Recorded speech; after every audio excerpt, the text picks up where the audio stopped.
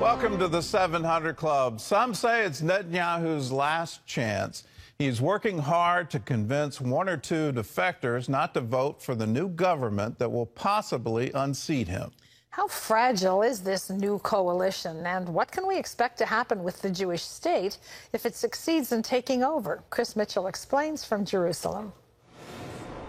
Under the coalition agreement, religious conservative Naftali Bennett would serve as prime minister for the first 2 years of the new government. Bennett holds strong views that differ from President Joe Biden on key issues, particularly on the Iranian nuclear deal. Biden helped draft the original 2015 Iran deal, and his administration is currently negotiating another one after President Trump pulled out of the original agreement. Bennett explained to CBN News earlier this year why he thought the first one was a bad deal. It gives a false sense of confidence that we've got Iran covered, but it doesn't. The deal, in fact, allows Iran to proceed to the very verge of acquiring not one nuclear weapon, but dozens. All they need to do is press a button, and they'll have, within days, dozens of nuclear bombs. Current Defense Minister Benny Gantz also believes the deal is a threat to Israel's existence. Gantz would remain the defense minister in Bennett's government. In Washington Thursday, Gantz said any disagreements over the deal would be expressed in private.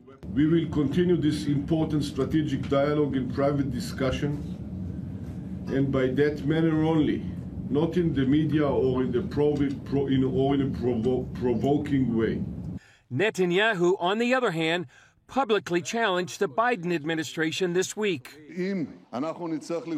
If we have to choose, I hope it doesn't happen between friction with our great friend, the United States, and the elimination of the existential threat. The elimination of the existential threat is increasing. Netanyahu claims Bennett, his possible successor, won't stand up to pressure from the Biden administration on a number of issues, including Iran, the Israeli-Palestinian conflict, and the refunding of the United Nations Relief and Works Agency, or UNRWA.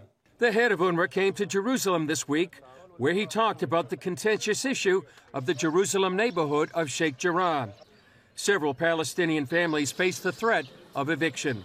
He condemned what he says is a violation of international law. Israel disagrees, arguing that there's a Jewish claim to that land. Secretary of State Antony Blinken warned the eviction of Arabs in the neighborhood could lead to conflict and war. Biden and Bennett also disagree on the two-state solution, creating a state for the Palestinians. Biden says it's the only answer. Bennett opposes a Palestinian state.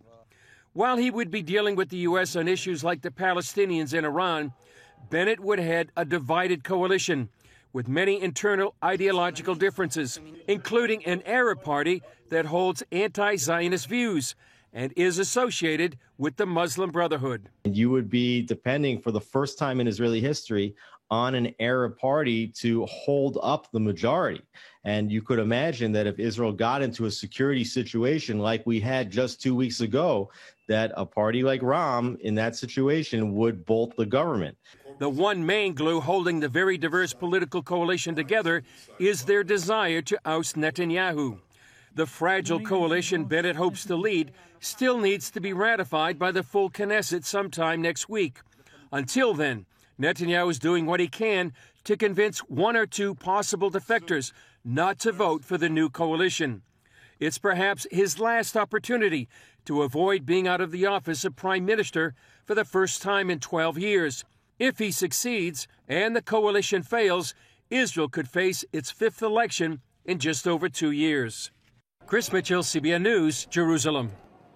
Well, if you thought our politics was divided, welcome to Israel. There are multiple parties, and they're all trying to form coalitions in order to have a new prime minister. What we're dealing with is sort of an anti-Netanyahu faction that they want him out as prime minister. And in that, once they achieve that goal, well, then they won't last. The coalition won't hang together. So regardless of can they form a government or not, and my personal opinion is I don't think they'll be able to hold the coalition even for a day. But once they have a new prime minister, then the coalition will dissolve and they'll be looking at elections again. In all of this, please keep in mind UNRWA and the United States coming back to start funding that organization again. This organization needs to go away. It's specifically designed to keep funding Palestinian refugee camps and to keep people in camps as opposed to allowing them to assimilate into other nations, become citizens of other nations, have a hope, have a future. And what it does is continue to agitate people that you're living in these horrible conditions, and it's all because of Israel. On top of that, they're funding specific textbooks, and those textbooks have extraordinary language encouraging children to kill Jews, encouraging anti-Israel sentiment. Our tax dollars should never go to that kind of thing. I don't know what the administration is thinking. I think that somehow some appeasement, that if we appease them enough, then they'll come to a peace table. No. We're continuing to fund terrorism. There's been definite links between UNRWA funding and terrorist activity from Hamas and Gaza. Incitement, definite link to the funding of UNRWA and the incitement of Palestinians against Israel. That needs to stop. It needs to stop now. In other news, President Biden is donating surplus COVID vaccines to countries in need. Ephraim Graham has that story from the CBN newsroom. Ephraim?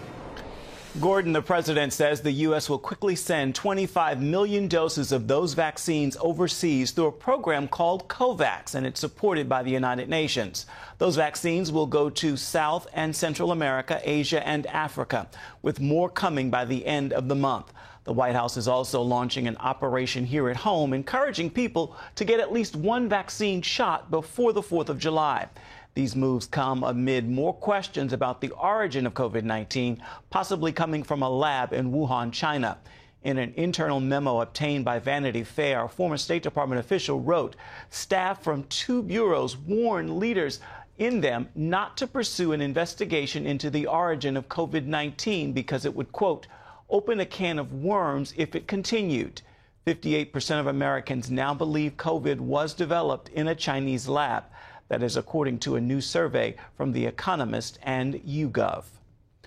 The White House is bluntly directing businesses to shore up their digital defenses after recent multiple cyber attacks. The administration released a memo including a warning no company is safe. CBN White House correspondent Eric Phillips has more on an alarming trend.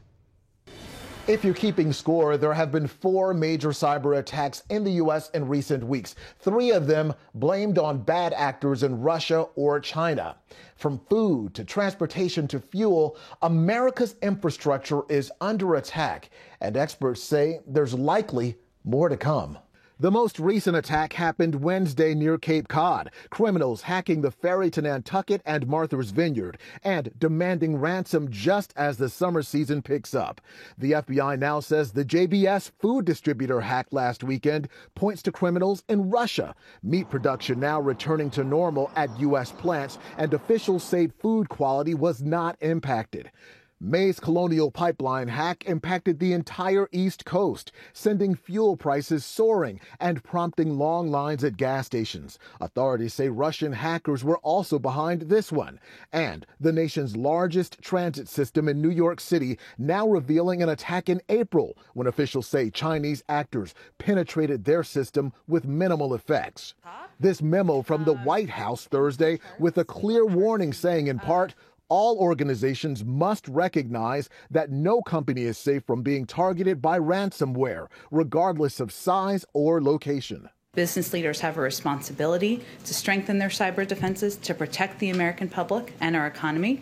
Companies that view ransomware as a threat to their core business operations, rather than a simple risk of data theft, will react and recover more effectively. It's a disturbing trend that, while not a new crime, is growing, according to experts. We've observed evidence of ransomware attacks at over 80 food and beverage companies that led to disruptions from ransomware over the last few years. This problem is escalating and getting increasingly out of hand. Security officials say this is now the main warfare, with the potential to be more impactful than any other. And they say now is not the time to be caught unaware. I think the takeaway right now is if you're a corporate executive or a state and local government agency head and you thought that you would be spared, that criminals wouldn't go after you, guess what? They went after our gas and they went after our hot dogs. No one is out of bounds here. While the president signed an executive order laying out new cyber defense plans last month, the White House is quick to say that they can't do it on their own. They need businesses to take steps of their own.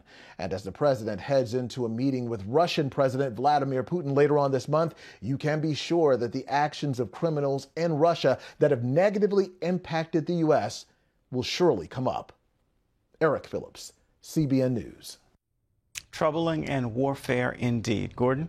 Well, it is troubling, and be aware that this also applies to individuals. It's not just businesses, but you can be targeted. So please do whatever you can to keep your passwords up to date, to keep security protocols, try to avoid open networks. Everybody wants to go to these coffee houses and other places for, quote, free Wi-Fi, close quote. Well, they're camping out looking for passwords. And so please protect yourself. It's a very dangerous cyber world.